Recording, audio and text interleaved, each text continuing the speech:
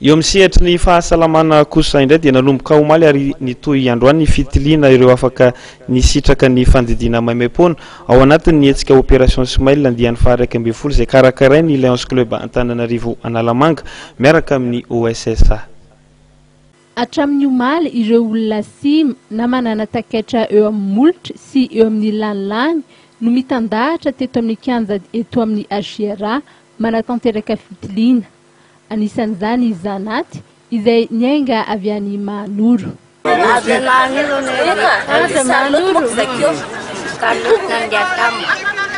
Noetiny reniny nanao izay fitiliana izay ihany koa i Fiobina Miuty Faindrena izay 7 volana monja.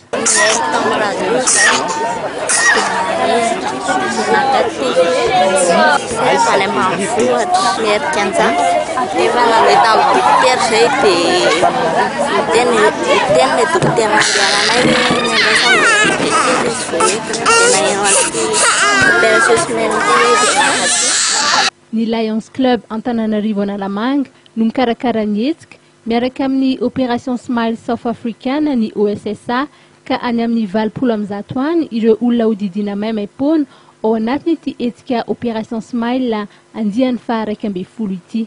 Ny Lions Club Antananarivo Analamanga zany dia mikarakara miaraka ny Opération Smile Afrika Atsimo ny hetsika fandidina maimaim-poana ny akizy izay simy dia maly tansomasy androany asabotsy zany no ataontsika hoe misy dépistage fitilina.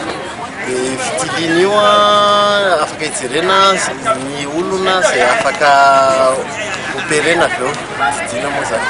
Olona 180 eo ny eritreretinay hodidina ny taona ity.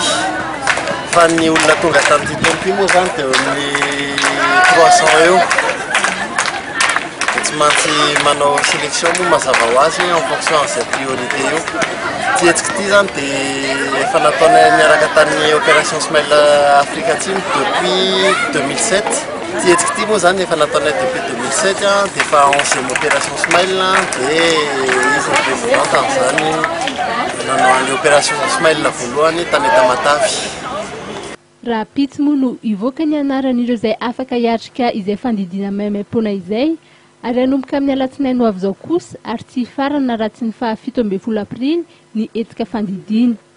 Miezaka hatrany moa ireo mpilatsaka an-tsitrapo mampifalifaly sy manaridi ireo ankizy.